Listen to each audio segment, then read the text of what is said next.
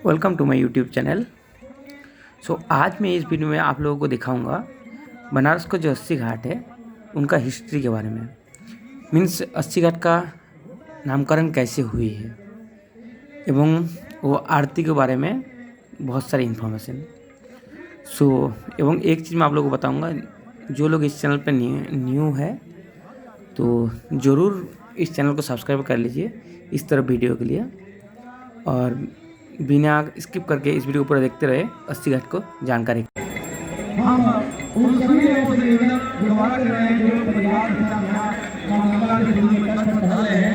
हम अक्सर देखते हैं वो जगह भीड़ हो जाती है तो हमारे कार्यकर्ता परिवार के साथ जो आते हैं उन्हें धीरे धीरे यहाँ पर स्नान देने के लिए उन्हें दिखाते हैं। तो मेरी आवाज़ जहाँ तक वहाँ तक सभी अपने भक्ति को चालू होते मेरा विनम्र अनुरोध है कि आप भी अपना अपना स्थान धीरे धीरे ग्रहण कर लें, क्योंकि कोई संख्या बढ़ जाती है तो हमें आपको बिठाने में थोड़ी दिक्कत होती है और आपको सीढ़ियों को बैठना पड़ता है।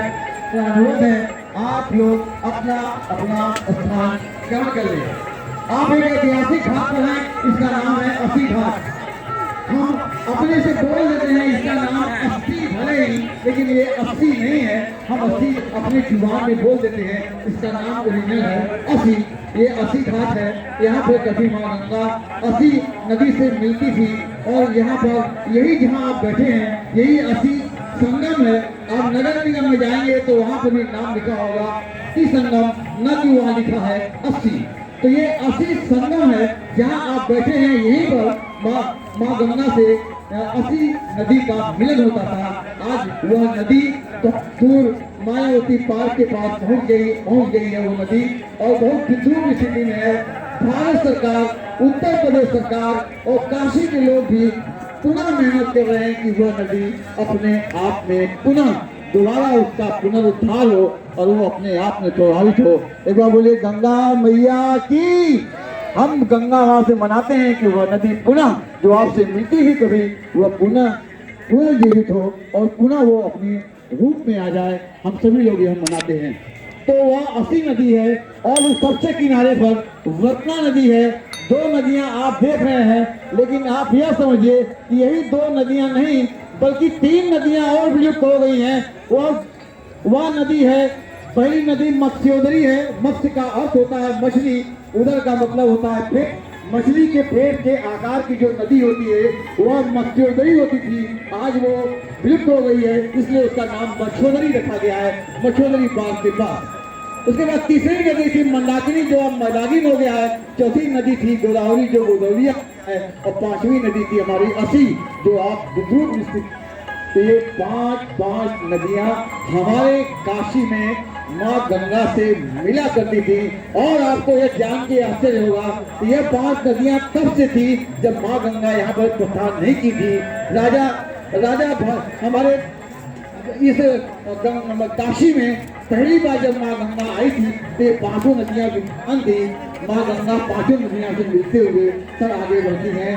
कल का दिन जो था वो कल का दिन बहुत ही महत्वपूर्ण था, क्योंकि मकर संक्रांति का पर्व बहुत महत्वपूर्ण होता है। सूर्य उस समय उत्तर की तरफ होते हैं, दक्षिणी ध्रुव छोड़कर उत्तरी ध्रुव पर सूर्य विराजमान होते हैं। हम मकर संक्रांति, क्योंकि सूर्य की ऊर्जा हमारे लिए बहुत लाभकारी होता है, इससे विश्व ऊर्जास्फुट होता है, इसलिए मकर संक्रांति का हम पर्व मनाते हैं। लेकिन माँ गंगा उसी दिन कपिल मुनि के आश्रम से होते हुए राजा भगीरथ के राजा भगीरथ के पीछे वो चलती हैं और सीधे गंगा सागर में जा मिलती हैं। तो 14 तारीख खिचड़ी के दिन माँ गंगा सागर में मिली थी, इसलिए वो बहुत ही महत्वपूर्ण दिन था। आज भी बहुत महत्वपूर्ण दिन है, क्योंकि हम सब मिलकर पूजा करने जा रहे हैं, फिर आरती और भव्य पूजन करने जा रहे हैं।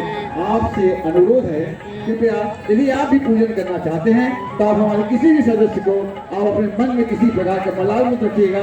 किसी भी प्रकार का कोई निर्धारित शुल्क नहीं है। आप ही यदि पूजन करना चाहते हैं यहाँ पर माँ गंगा का दिव्य पूजन भव्य आरती, तो आप आराम से कर सकते हैं और किसी भी सदस्य को अपना नाम दे सकते हैं। बोले गंगा मैया की। हमारी काशी एक ऐतिहासिक स्थान है, सभी जानते हैं। काशी के बारे में जितना भी लिखा जाए वह अपने बहुत कम है।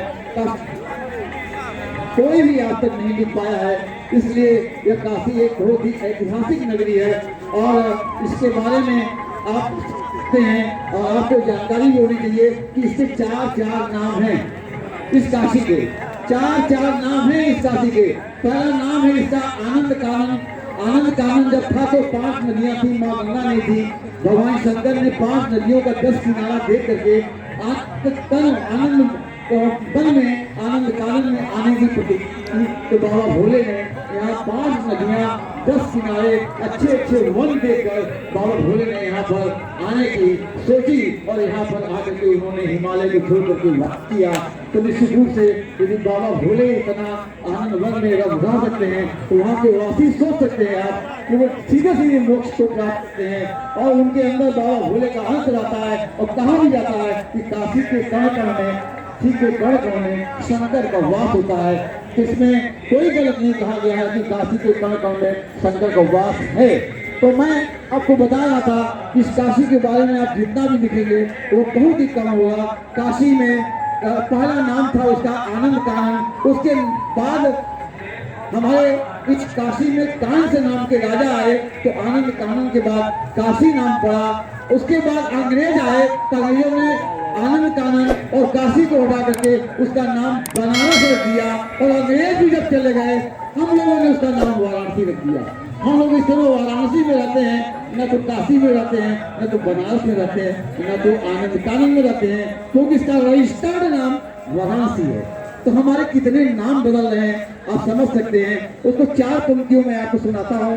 मुझे आशा ही नहीं विश्वास है जब तक हमारे सब अर्चक महोदय यहाँ पर नहीं आ जाते हैं तब तक हम आपसे जुड़े रहें और निश्चित रूप से आपको कुछ ऐतिहासिक बातें बताते रहें।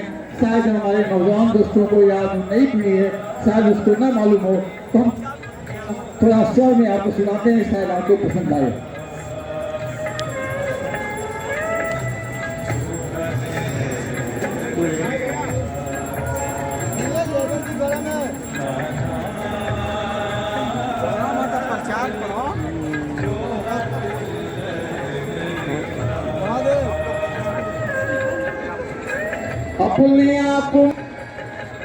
अपने आप में पूरा जहान है काशी, ब्रह्मांड के सारे रसों की खान है काशी। ब्रह्मांड के सारे रसों की खान है काशी। राजा की उदास आनंद कानन हो गया, कान से राजा आए काशी धाम हो गया। नाम बनारस यहाँ अंग्रेज रख गए, अब वाराणसी में हम सब रह रहे। त्रैलोक में प्राचीनतम महान है काशी, त्रैलोक में प्राचीनतम महान है काशी। ब्रह्मांड के सारे रसों की खान है काशी, ब्रह्मांड के सारे रसों की खान है काशी। अपने आप में पूरा जहान है काशी, ब्रह्मांड के सारे रसों की खान है काशी। तो काशी पूरे ब्रह्मांड के सारे रस की खान है। आप जहाँ बैठे हैं ठीक इसके बगल में हमारे गोस्वामी तुलसीदास जी ने रामचरितमानस लिखकर इतना बड़ा इस हिंदी साहित्य के लिए, संस्कृत साहित्य के लिए इतना बड़ा कार्य किया है।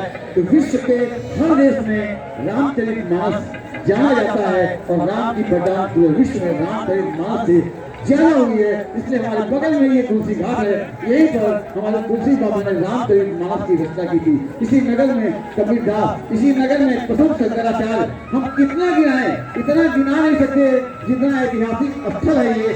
इसलिए काशी अपने आप में बहुत महत्वपूर्ण है। और एक बात मैं आपको बता दूंगा, बोलिए गंगा मैया की। हमारी माँ गंगा 33 कोटि देवी देवताओं में, आप लोग अपने मन से यह भ्रम निकाल दीजिएगा कि हमारे शास्त्रों द्वारा 33 करोड़ देवी देवता है, ये बिल्कुल गलत है। 33 कोटि देवी देवता है। कोटि का मतलब प्रकार होता है। 33 प्रकार के देवी देवता हैं।